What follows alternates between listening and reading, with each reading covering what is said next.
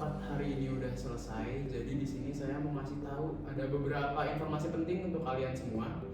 Di sini karena emang kita mempunyai sistem baru untuk kinerja kita agar lebih improve.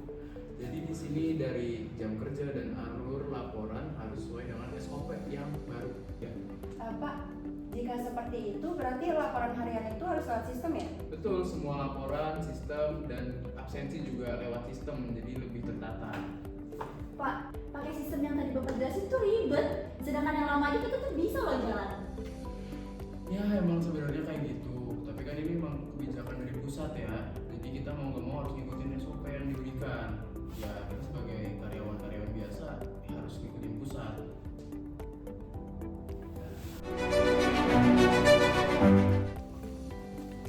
Mbak Rizka, maaf yang laporan ini dimasukin ke sistem baru atau manual aja ya kayak sebelumnya? Jujur, aku juga bingung sih karena Pak Rani bilang kemarin pakai sistem, tapi Mbak Ena bilang manual aja. Kalian lagi bahas apa nih? Jadi Mbak Ena tuh lagi bingung terkait laporan itu tuh dimasukin secara manual atau pakai sistem ya? Kalau menurut sistem sendiri kan kemarin agak ribet ya. Jadi mungkin kita bisa pakai cara manual aja. Yang penting kan kerja kita beres dan target kita tercapai. Oh iya, sekarang udah jam 12 nih, waktunya istirahat. Nanti kalian istirahat dulu, habis itu tugasnya kalian kumpulin ke aku secara manual aja ya. Oke. Baik, Mbak. Yaudah Mbak, aku permisi dulu ya. Ya. Tapi Mbak, kan aku nih anak baru ya, baru di sini nih. Terus aku tuh di sini mau belajar kan biar aku dapat pengalaman gitu kan. Nah tapi nih pas aku makin kesini nih masuk kantor kayak bawaannya serem gitu. Jadi aku tuh takut. Aku udah lama sih sebenarnya kerja di sini. Dulu tuh kayak aku selalu semangat gitu, tapi kayak makin hari tuh makin menurun gitu semangatnya. Kayak yang penting nggak kena masalah lah gitu. Ini tuh karena berubahnya sistem ini apa gimana sih Mbak? Kok jadi kayak serem gitu ya? Ya mungkin sih ya, menurut aku juga gitu sih. Yaudahlah kita Pasrah aja gak sih? Kayak ini mau gimana lagi kalau udah atasan yang ngomong.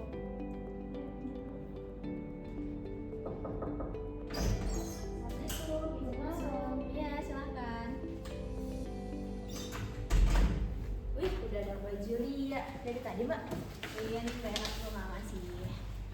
Oke Mbak. Ini kira-kira saya aja dipanggil atau di siapa ya? Kebetulan saya juga manggil Bapak, cuman ya beliau belum datang. Oke wis lah, seperti biasa ya. Kalau rapat selalu nggak datang. Misalnya rapat malah membuat sistem-sistem yang meribetkan dari karyawan ya Mbak. Waduh. Oke kita tunggu aja lah ya. Iya. Akhirnya datang. Maaf ya saya udah telat ya.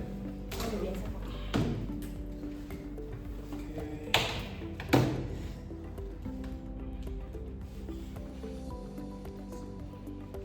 Mohon maaf saya sedikit telat. Kira-kira ada apa mbak-mbak sekalian mengundang saya dalam diskusi hari ini? Saya mau bilang makasih dulu karena Bapak sama Mbak Enak sudah bersedia datang. Jadi saya manggil kalian kesini tuh karena ada laporan masuk. Sebenarnya bukan laporan masuk tapi cukup sering saya dapat. Kira-kira tentang apa ya Mbak Julia ya laporannya? Jadi gini Pak, jadi karyawan itu di lapangan bingung karena perintah yang didapat dari mereka itu nggak konsisten.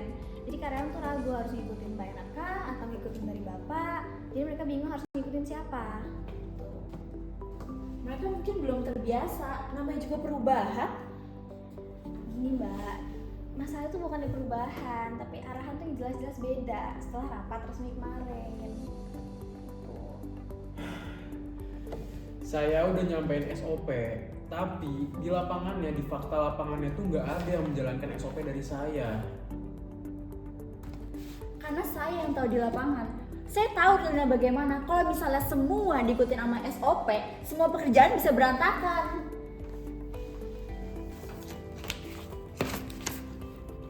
Jadi tuh di sini inti masalahnya. Ini tuh bukan soal siapa yang punya pengalaman lebih, Mbak, tapi itu soal gimana kesenjangan yang ada, soal kewenangan sama kepemimpinan yang ada.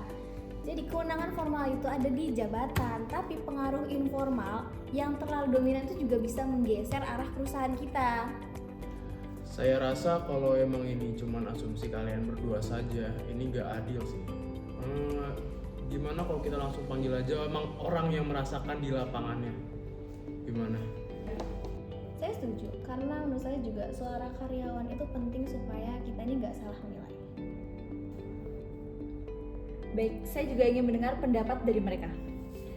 Oke, kalau seperti itu saya akan menelpon sekretaris Pak Asep untuk menghubungi rekan-rekan yang memang merasakannya. Halo, Pak Asep, tolong hubungi Rizka dan juga Mbak Umay untuk segera datang ke kantor. Ya, betul. Ya, terima kasih.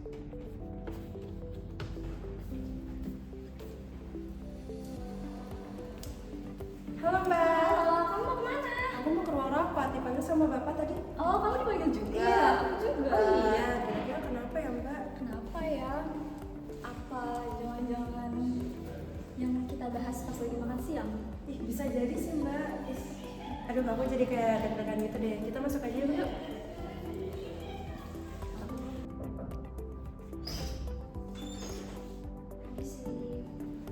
Ya, boleh langsung silakan duduk aja Mbak Rizka, Mbak Umay.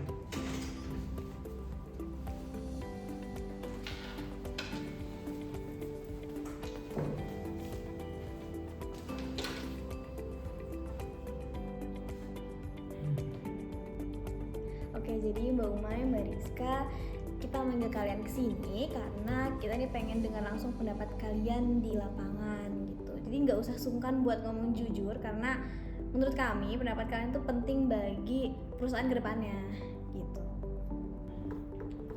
Sebenarnya kami sudah menghargai kesepakatan yang udah ada di awal Mbak.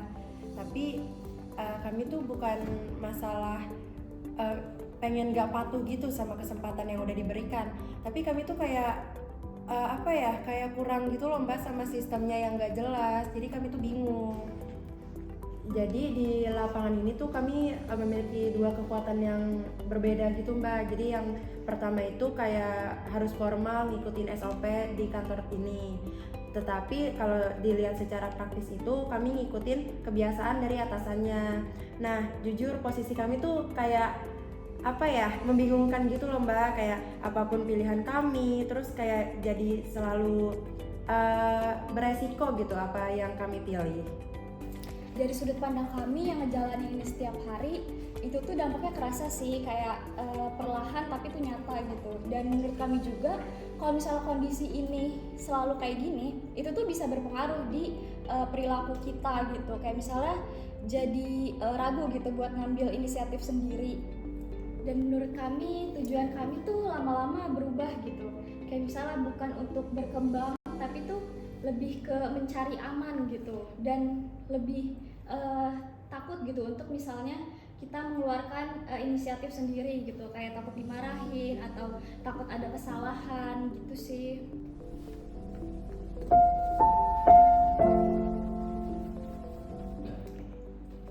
Jadi menurut saya apa yang kalian sampaikan barusan itu bukan keluhan pribadi, melainkan gimana gambaran sebuah sistem itu mempengaruhi perilaku orang di dalamnya. Ketika kewenangan formal itu nggak berjalan dengan tegas, tapi kekuasaan informal itu dibiarin aja mengambil alih, yang terdampak pertama itu bukan aturan, tapi manusia. Saya berpikir selama ini semua tercapai, apapun kalau tercapai baik-baik saja. Tapi saya lupa kalau misalkan kepemimpinan itu gak cuma hanya di keputusan di atas kertas, tapi juga keberanian untuk memastikan kalau keputusan itu memang dijalankan dengan seadil-adilnya.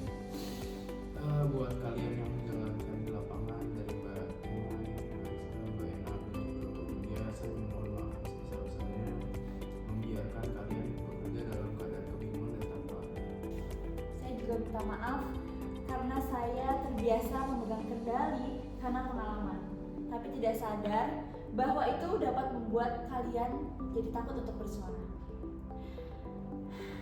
Saya kira selama ini saya anggap itu adalah cara kerja, padahal itu adalah hal yang paling membuat kalian tertekan.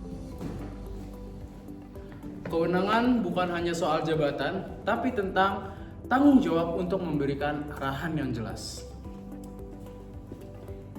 Kekuasaan bukan sekedar pengaruh, tapi bagaimana pengaruh itu dapat digunakan. Apakah untuk membangun atau untuk merendahkan? Sebagai yang merasakan dampaknya, kami hanya ingin bekerja dengan jelas, tanpa ada rasa takut bersalah, hanya karena peraturan yang tidak konsisten. Karena saat sistem yang membingungkan, perilaku kami juga ikut berubah. Bukan karena kami tidak mampu, tapi karena kami berusaha bertahan. Inilah hubungan antara kekuasaan dan kewenangan dalam perilaku organisasi.